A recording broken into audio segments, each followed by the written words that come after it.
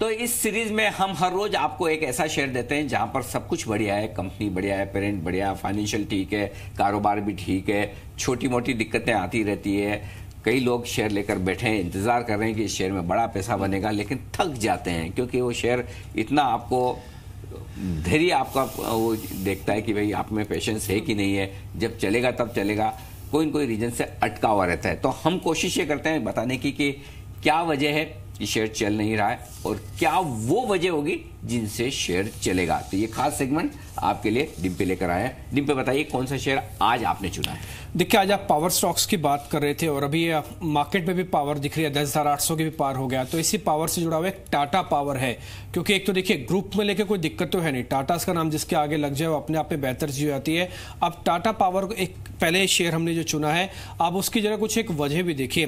पहले कुछ एक फाइनेंशियल आंकड़े मैं आपके सामने रखूंगा, बाद में हम इसके रीजन पे जाएंगे कि अब ये शेयर क्यों चल सकता है। देखिए, इसमें कोई दो राय नहीं है कि टाटा पावर ने काफी निराश किया है। पिछले एक साल के अंदर ज्यादातर खराब पावर वाले कंपनीज ने भी अच्छी परफॉर्मेंस दिखाई, लेकिन ये शेयर नहीं चल पाया।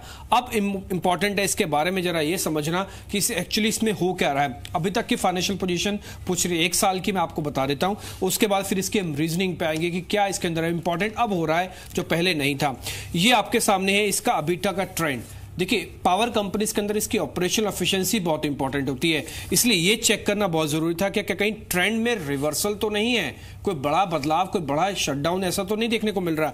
ऐसा कुछ नहीं है। पहले क्वार्टर, दूसरा क्वार्टर, तीसरा क्वार्टर, चौथा क्वार्टर भी अगर आप देखेंगे थोड़ा सा कमजोर हुआ है, क्योंकि कई सारे फैक्टर्स के साथ काम करते हैं, बट स्टिल अबीटा का ट्रेंड काफी अच्छा है, यानी कि कंपनी की ऑपरेशनल एफिशिएंसी काफी अच्छी है।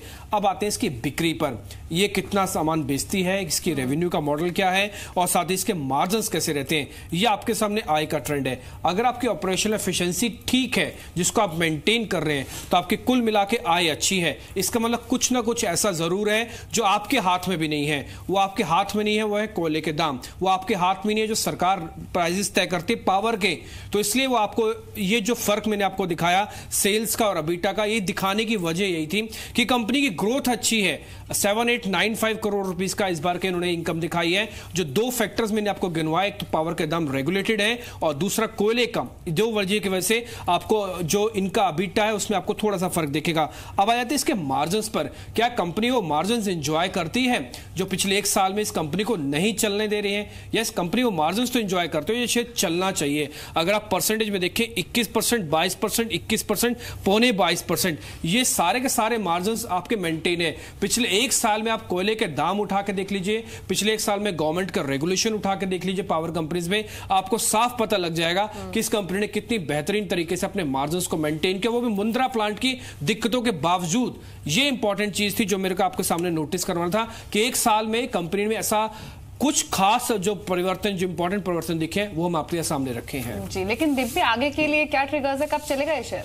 देखिए, अब चलना शुरू ही हो जाएगा, आप इसको समझ लीजिए ऐसा ही, क्योंकि कंपनी का जो नॉन कोर एसेट्स है, 5 नॉन कोर एसेट्स थे, जिसको कंपनी ने 3 तो कोर नॉन कोर एसेट्स बेच दिए, 2 और बेच देगी। तो ये जो नॉन कोर एसेट्स को बेचने की प्रक्रिया बहुत फास्ट हुई है और एक कंपनी की सीधा सीधा बैलेंस शीट में आ जाएगा, उसके कैश फ्लो को बढ़ाएगा और हमने कैश फ्लो भी इसका बढ़ता हुआ देखा है।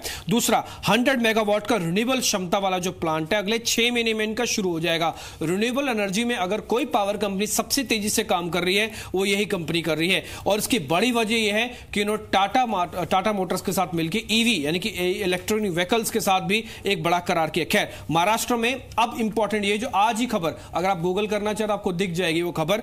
आज ही बेस्ट ने यह कहा है कि हम टाटा पावर से बिजली लेंगे, 7 बजे से लेकर 9 बजे तक के बीच में जो पावर सप्लाई हमारी कम हो जाती है, उसको लेकर आज ये करार हुआ। कुछ और जिले भी महाराष्ट्र में इनको है जो इनके हक में आ सकते हैं। 2 कोयले खदान है जिसमें इनका करीब 30% का स्टेक है, वो भी इनके हक में मिलेगा। और मुंद्रा पावर प्लांट से जो बिजली के दाम बढ़ रहे हैं उसका बेनिफिट भी इसके पास है। और एफआईज की होल्डिंग, अनिल जी, इसके अंदर 1% फिर से बढ़ी है, 28% एफआईज होल्डिंग है। आप इस एफआईज होल्डिंग को नजरअंदाज नहीं कर सकते। तो प्लेटफॉर्म पूरा तैयार है इस स्टॉक के लिए चलने के लिए। और आज तो पावर सेक्टर एकदम एक्शन में है भी और ढेर सारी खबरें, ढेर सारा एक्शन इस स्टॉक को लेकर जो बना है टाटा पावर। ये शेयर अगर आप लेकर परेशान है तो बिल्कुल परेशान ना हो, घबराए नहीं, शेयर मजबूत है, चलेगा। बस एक मिडास टच की जरूरत थी जो आज डिम्पी ने लगा दिया। डिम्पी